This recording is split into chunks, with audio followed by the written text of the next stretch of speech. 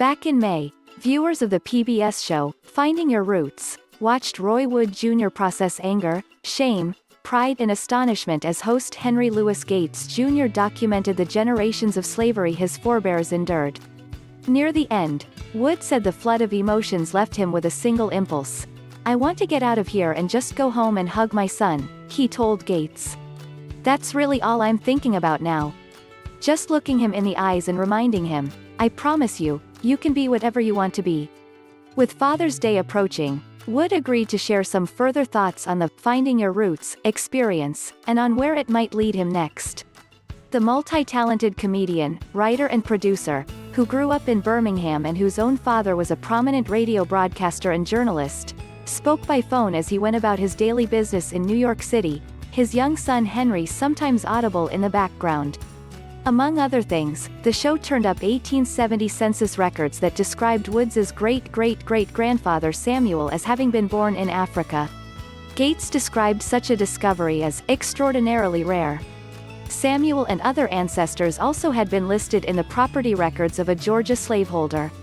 Is rage the normal emotion at this point? Wood asked Gates at one point. "This is a lot. It's a lot to process," he said at another. "I am proud to carry the Wood name. Yet also infuriated and ashamed. What do you do with both of those emotions concurrently?" A month and a half later, Wood said he's still processing it all. "It's still largely about honoring the sacrifices of his ancestors. And it still comes down to fatherhood. For me, I think the biggest takeaway was, you know what other people have been through.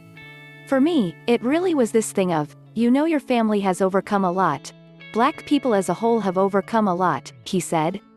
"But to have a name to put to it, to have faces to put to it. I did not know that about my grandfather. I didn't know my father lost his father when he was 4 years old. As I sit here with a 5-year-old son, I can't imagine not being in his life. And how that may have affected and informed how he, Wood's father, matriculated as a man. Then trying to reverse engineer what you don't know about fatherhood. That's the hardest part of all this," he said.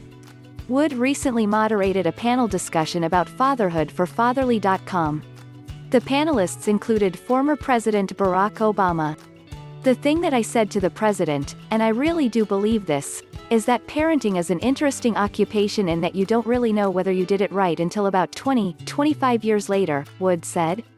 "You can know when you're doing it wrong, but you don't know if you did it right until years and decades later."